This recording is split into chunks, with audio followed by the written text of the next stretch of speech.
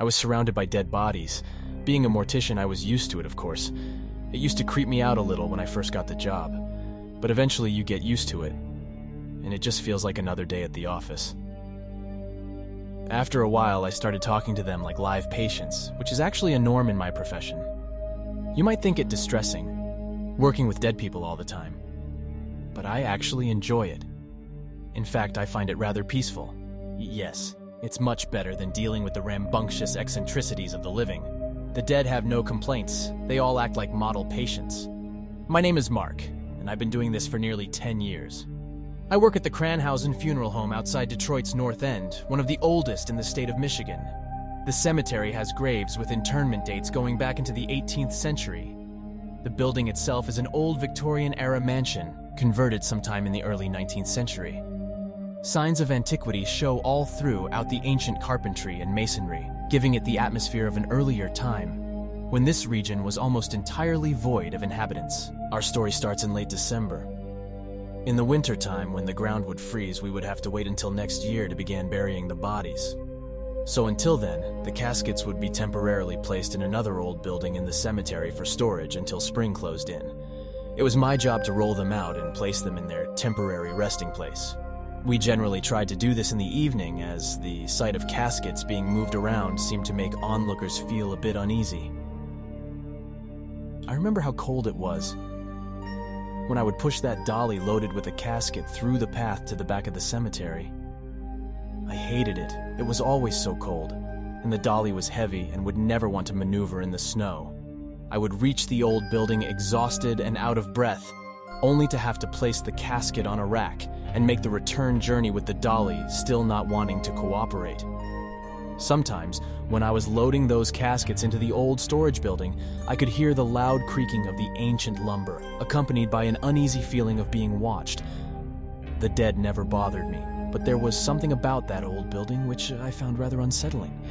It had no windows, and the air inside was rank with rot and decay.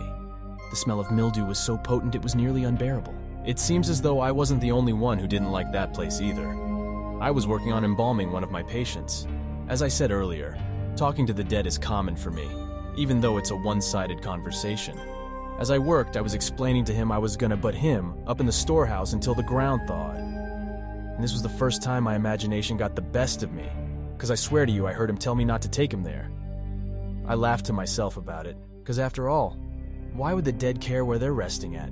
It's not like being buried in dirt is any better than laying in an old building. Then came spring, and with it, the ground thawed out. That meant it was time to start moving the caskets to their permanent resting place in the cemetery. It was a grueling task to perform, even though the obstacles of ice and snow were gone. Those caskets and their macabre contents weighed quite a bit, and moving them by myself was hard work, no matter what the weather was like. For this reason, we only did 2 or 3 in the mornings to save the rest of the day for my normal duties. It was early in the morning in late March. The exact day I cannot remember. It was still rather cold out, despite the misleading sight of fresh green grass. I grabbed the dolly and began the long walk to the storage building near the cemetery. I kicked along the path, silently resenting having to perform this grisly task. I had other work to do and needed to get this over with.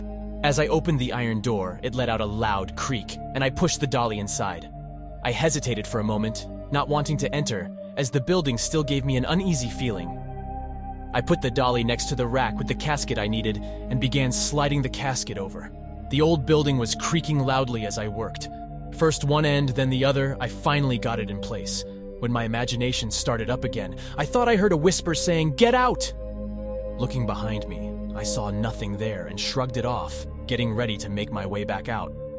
Just then, I heard a voice loudly yell the word, "Go!"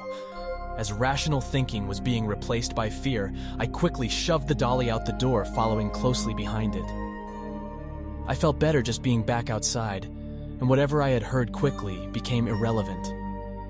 Maybe I imagined it. Maybe it really was a ghost, and they just wanted to be left alone.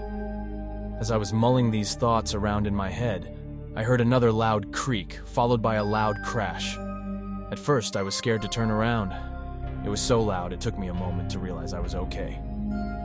When my heart rate started to calm down, I finally looked behind me.